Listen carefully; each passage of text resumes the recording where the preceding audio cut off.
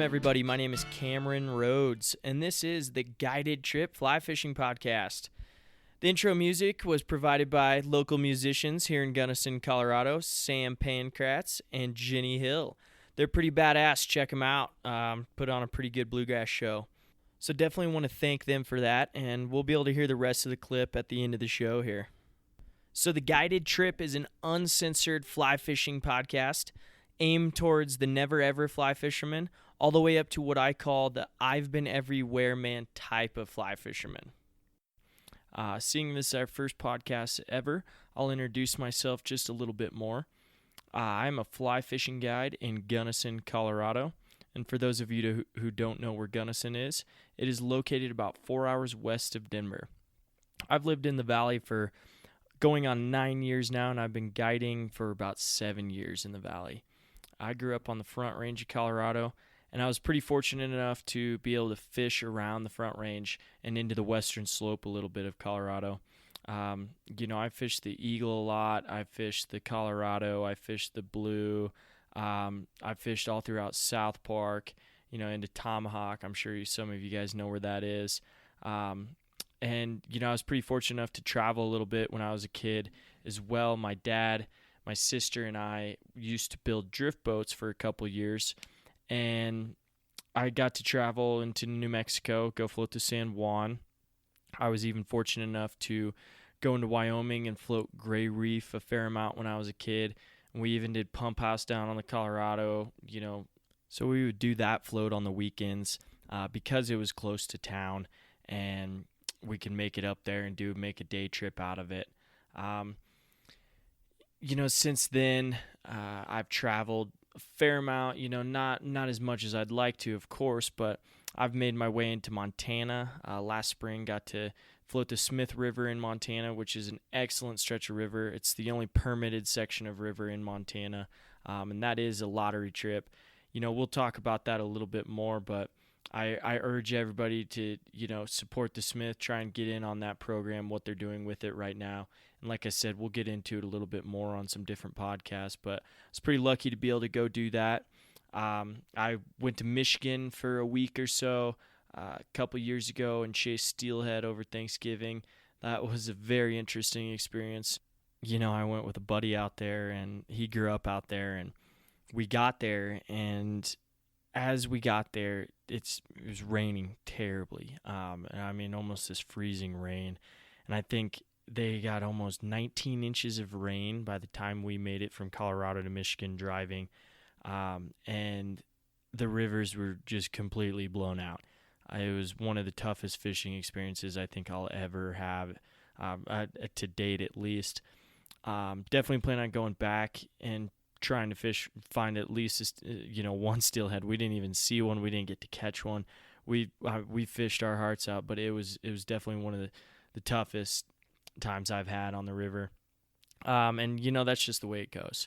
So can't say too much about that, but it definitely will keep me coming back. I also got to experience my first saltwater fishing, fly fishing experience, where I got to go to the Bahamas in November and go chase bonefish, and it was an excellent trip. I couldn't ask for more. We were out there for 5 days. We had I'd say maybe 2.5 good days of fishing, but again, that's the way it goes, weather prevailing, and you take that chance and you go for it. But for my first saltwater experience, it was an amazing time, and I got to catch my first bonefish and see some really cool sights and different wildlife I've never seen before in my life. So that will also be a trip, I'll be going on again at some point, or at least somewhere else to try and chase bonefish or tarpon or permit or something. I'm addicted now to the saltwater, and I know for me it was a super humbling experience. You get your ass kicked out there, especially if you've never saltwater fished in your life, and you get this 9 weight, 10 weight in your hand, and you're casting into the wind. Your guide's going, oh, here they come, try and make that 70-foot cast into the wind. You're going, oh, dude, there's no way. So it's very humbling, but you do pick it up, and all it is practice. Good buddy of mine, Ryan McVeigh, he had a pretty good saying about it, or his uncle had a pretty good saying that He goes, Uncle Mike, what's it take to be a good flats fisherman? And he goes, oh, about $500,000, which is completely true. I mean, it's those trips aren't cheap, and if you want to get good at it, you got to go a lot.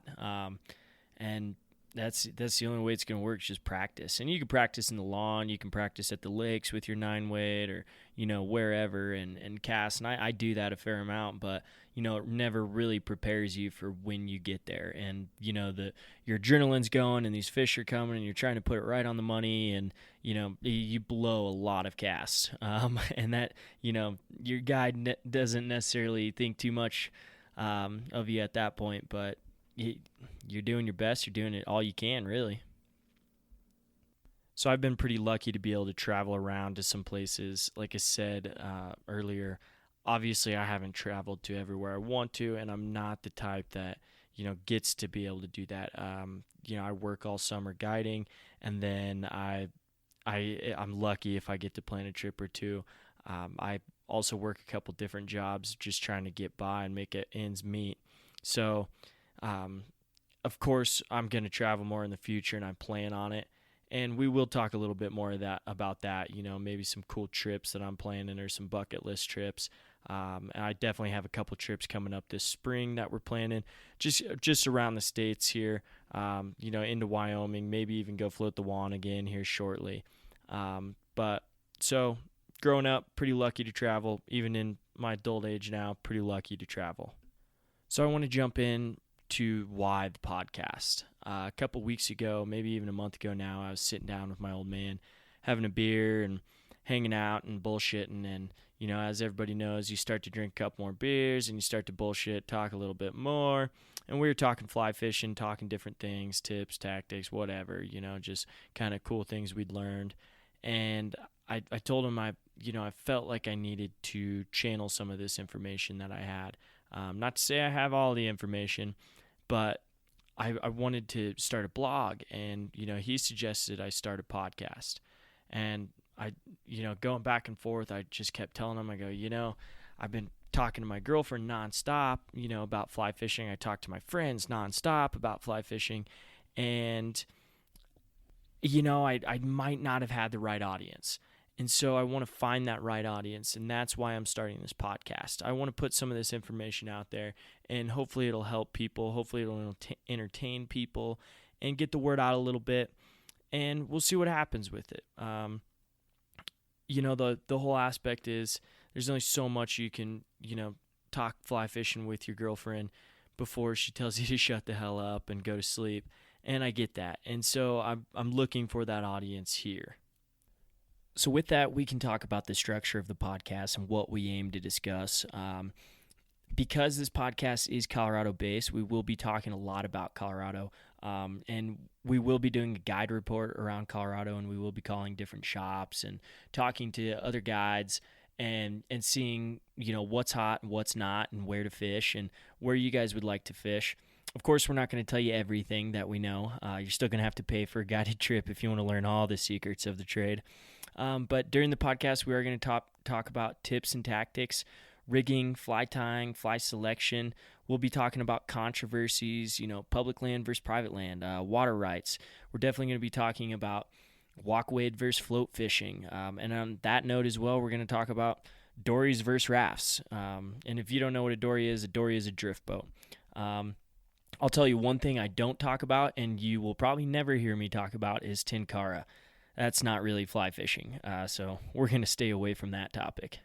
I will also be setting up an email so listeners can email in with different topics that they would like discussed or they want to hear about, or even just get my opinion about those things, and I'll let you know when that email is set up. So let's talk about Gunnison and the Gunnison River first before we get into the fishing aspect of it. The Gunnison River is created by the East and the Taylor River, and that confluence is at Almont, Colorado, which is about 10 miles north of Gunnison. And East is a great fishery. The East is pretty much all, mountain-fed, runoff water. And Roaring Judy Fish Hatchery, which is our largest, I think it's one of the largest fish hatcheries in the state, is actually right there on the East River. And then the Taylor River That comes out of Taylor Dam and Taylor Reservoir, which is all snowmelt as well. But most people know the Taylor River for the catch and release section of the Taylor, which is just a quarter mile of public catch and release only, flies and lures only section of water right at the dam of Taylor Reservoir. And, people call it the hog trough. They have lots of different names for it, but there are some monster fish up there. And we will talk about the Taylor catch and release a little bit. I call it the CNR. So you will hear me mention the CNR quite a bit. But we'll talk about that here in just a moment. So east in the Taylor, make the Gunnison. The confluence is at Almont. And the Gunnison is actually a tributary of the Colorado River, and they meet together. The Gunnison meets the Colorado in Grand Junction. So there's about 164 miles of Gunnison River. Here in town where we fish, we have about, I'd say, close to 30 miles of floatable water, just minutes from town. And then obviously, fishable water is different from floatable water. And so, yeah, there's going to be public sections of fishable water throughout town that are fairly close. We definitely have a lot of water here that's easy access, easy to fish. The Gunnison also runs into Blue Mesa, just a little bit west of town here. And Blue Mesa is the largest body of water in Colorado. Blue Mesa Reservoir and Blue Mesa Dam. And from Blue Mesa Dam, it goes into the Black Canyon. And there's a series of dams throughout there as well on the Gunnison, but also some great fishing in the Black Canyon. Most people, when they hear the Gunnison, they think the Black Canyon. But like I said, we're here right in town. We fish just out of town of Gunnison.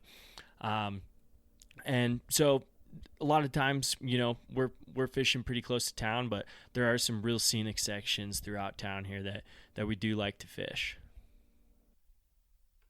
So obviously, with it being as warm it is in Colorado, the Gunnison River is starting to, get free of ice. It's getting easier to fish every day, and the fish are getting more active every day, as well as every, river around here. The East and the Taylor are starting to warm up every day and get easier to fish and easier access. And for the most part, fishing's been pretty good. We did go out the other day, and it was pretty tough fishing just because it was on the weekend. A lot of people were getting out. And, I mean, where we went, it was hammered. And people had been fishing a lot. We had a couple groups walk in on us or try to get in on us to fish this one hole that we were at, and we managed to catch a couple, and then we chalked it up and went and had a beer and called it a day. But when we are fishing right now, we are fishing heavy or deep nymph rigs with an indicator, and most of the time in that nymph rig we have lots of weight, and we either have a worm or an egg on that rig, just because it's a good attractor and they do eat it. And for the most part, they'll pick up that egg or that worm, and then you can throw a midge or something below it. Sometimes I even like to throw a purple prince or something like that, just to give them a little bit more of a variety, but still an attractor. If they aren't eating any of those flies, if they're not eating, let's say you have a worm and a midge on and they don't want to touch the rig, you can't get them to eat, I usually take that worm off. Same thing with the egg. If you got an egg and a midge on and they're not eating anything, I usually take the egg off first. That means, sometimes the worm and the egg can spook them a little bit and they'll disappear and they won't eat. So change it up a little bit if you are fishing out here in Gunnison. But for the most part, that's a great, little winter rig is a worm and an egg. You can't really beat it. And with the midge combo, it's pretty unstoppable. Most people in the winter, when they come up to Gunnison and want to fish, they go up to the Taylor catch and releases, which I brought up earlier, Taylor CNR. And, depending, I will head up there quite a bit during the winter. If I'm starting to get antsy and I want to get after it and get some fishing in, I'll head up to Taylor and go fish. But with the Taylor, it's an interesting fishery, and it's hard to explain, but it's almost like an aquarium. You sit there and you stare at a lot of large fish all day, and you try to sight fish for these big rainbows and big browns. And like I said, you only have about a quarter mile. So if it's crowded, it's really crowded. It's bring your own rock fishing. It can be tough. But how I like to describe the place, and a lot of people are going to think that I'm crazy, I'm stupid, I don't know what I'm talking about. But I don't think the fish up there are very smart, and people are going to correct me. Oh, that's bullshit. Those fish are very smart. Watch them. They don't eat all day. You can throw your rig over them a million times, they won't eat it. I get that. But that's with that involved as well. They're not very smart if they're going to sit there and let me cast at them a million times and slap them in the face with my rig. Thing is, they're selective. And there's a difference between being smart and being selective. Being selective means that they know what they want to eat. They know what they like. So you have to make sure you have that. And yeah, it might take you 100 casts before you catch the fish that you're looking at. So just keep that in mind when you're up there. It does get very frustrating. It is a tough fishery, especially during the winter. And at times, a lot of those fish are just sitting dormant. Yeah, they're eating, but they're tough to catch. And it can be done, and there's a lot of big fish up there. But a good bet up there, is a mysis shrimp. Mysis shrimp are in the Taylor Reservoir, and they get released out of the dam as they come out. And that's why most of these fish are so colored up, is because of the chemical in the mysis shrimp. I honestly can't remember what it is, but it gets them colored up. And so they're beautiful looking fish, but they do feed on mysis shrimp. They eat a lot of midges, a lot of emergers. And most of the time you're fishing, 5, 6, 7X in fluorocarbon. Same style, heavy nymph rig, a lot of weight for the most part, at least that's how I fish it. And others will tell you different. There's a lot of different ways you can fish the CNR, but I usually stick to one certain technique, and that's the deep nymph rig. But yeah, myses, midges, emergers, keep it on there, keep trying. You'll hook a fish or two. They are fun. It is a good time, especially if you get to see one of those trophy, 25, 26, 27-inch fish. It definitely is a good time fishing up there in the winter. And because it's dam release, never freezes. I have had some brutally cold days up there. Obviously not this winter because it's pretty warm out. But you can fish it all year round. And I think the coldest I was up there, it was probably close to negative 30. We were out there fishing, and it was just blowing snow everywhere, and it was stupid. There was no point in being up there, but we had to get out and fish, and that's what we wanted to do. Obviously, there's going to be some other opportunities throughout the state of Colorado than coming up to the Taylor Catch and Release and freezing your ass off. Just around here, I know that the east is starting to open up, and like I said earlier, the Gunny's definitely opening up. So check out some options. Look into it a little bit yourself. I'm going to be doing some research as well around the state of Colorado, and we'll be trying to get some guide reports for you guys and keep you updated. So that's going to wrap up episode 1 of the Guided Trip podcast. You can find me on Instagram at Cameron.Rhodes. I don't have a Twitter. I'm not sure what that is or really how to use it. And before I forget, you can find the company I work for, which is Crested Butte Angler, at www.crestedbutteangler.com, and they're located in Crested Butte, Colorado.